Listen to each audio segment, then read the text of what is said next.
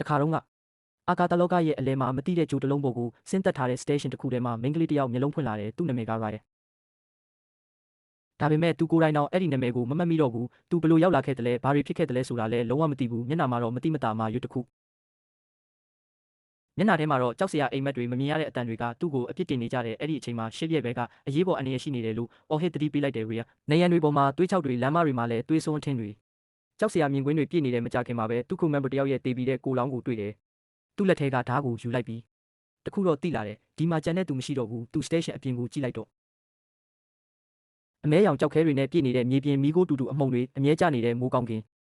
အပေါ်မှာတော့အလင်းကြီးတစ်ခုထားလို့လိုပေါက်နေတယ်အဲ့ဒီအချိန်မှာသူ့စိတ်ထဲကနေနာမည်တစ်ခုထွက်လာတယ် Brian Ryan အသက်ရှူခတ်လာပြီး station ထဲကိုပြန်ပြေးရတယ် oxygen level ကလည်းအန်နီရဲ့အဆင့်ထိကျဆင်းနေပြီးအချိန်တစ်ခါတုန်းကလို memory flash တစ်ခုမှာ crew တွေအားလုံးပျော်ပျော်ရွှင်ရွှင်နဲ့နေကြတာကိုမြင်ရတယ်သူတို့အားလုံး Ryan ကိုဂုဏ်ပြုနေကြတယ်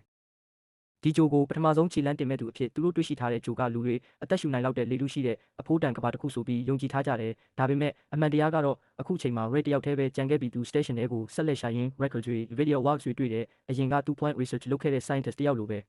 ဒါပေမဲ့သူ့ကိုယ်သူအဲ့ဒါလည်းမမှတ်မိတော့ဘူးရုတ်တရက် alarm တစ်ခုထပ်တက်တယ်ဇုံးတမှာလှုပ်ရှားမှုရှိတယ် Ray ဓာတ်ကင်ပြီးတွားကြည့်တော့ space suit ဝတ်ထားတဲ့လူတစ်ယောက်ဝင်လာတယ်သူ့ကိုတိုက်ခိုက်လိုက်ခြင်းပေမဲ့အဲ့ဒီလူကပြောတယ် Raya ရက်ပါသူ့ကို Brian လို့မိတ်ဆက်ပြီးသူဝက်ပေမှာရှိတဲ့ main ship ကနေ distress signal ကြားလို့ဆင်းလာတာလို့ပြောတယ်သူ့အဆိုအရ crew တွေကိုတတ်ခဲ့တာက Clark သူမှစိတ်ပြတ်သွားပြီးလူတက်မှုတွေလုပ်ခဲ့တာတွေကတော့အားလုံးကိုမယုံနိုင်ဘူးသူ့မှာရှိတာဆိုလို့အမှတ်အသားမပြည့်စုံတဲ့ flash memory တွေကြောက်စရာမြင်ကွင်းတွေပါပဲ Brian ကပြောတယ်ဒီ mission ကလူသားမျိုးနွယ်အတွက်အရေးကြီးဆုံးဖြစ်ပြီးရောက်ရဲ့အရင်းမြစ်တွေကုန်တော့မယ်ဆိုတော့ဒီ Connect mission ကနောက်ဆုံးမျှော်လင့်ချက်ပဲဒါပေမဲ့အရာအားလုံးမမှန်တယ်လို့ပဲဖြစ်နေတဲ့ Ray ရဲ့ memory တွေနည်းနည်းပြန်လာတဲ့ patch တစ်ခုကိုသုံးတိုင်းအတိတ်ကိုအနှဲငယ်ပြန်မြင်ရတယ်ဒါပေမဲ့အဲ့ဒီမြင်ကွင်းတွေကပိုပြီးကြောက်စရာကောင်းလာတဲ့သူတေဆုံးနေတဲ့ crew တွေကိုမြင်တိုင်းတခါတလေ master လိုပုံစံတွေဖြစ်သွားတာကိုမြင်ရတယ်နောက်ဆုံးမှာတော့အမှန်တရားကဖြည်းဖြည်းပေါ်လာတယ်ဒီဂျုံမှာအမည်မသိ alien organism တစ်ခုရှိတယ်အဲ့ဒါက technology လိုပဲ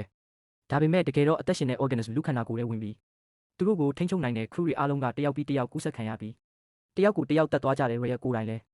နောက်ဆုံးမှာအဲ့ဒီ parasite ကသူ့ကောင်းထဲဝင်သွားခဲ့တယ်သူ့စိတ်ထဲမှာ alien ရဲ့အတန်တစ်ခုကြားရတယ်ဒီဂျိုကကျွန်တော်တို့ပိုင်တယ်လူသားတွေကိုမပေးဘူး Ray မလိုချင်ဘူးသူ fight back လုပ်တဲ့ medical bar နဲ့ parasite ကိုဖယ်ရှားနိုင်ခဲ့ပေမဲ့အဲ့ဒီအချိန်မှာ crew အများစုတေဆုံးပြီးသား brain down infection ခံရပြီး master ဖြစ်သွားတယ်နောက်ဆုံး Ray တယောက်တည်းပဲကြံခဲ့တယ်သူ့လက်နဲ့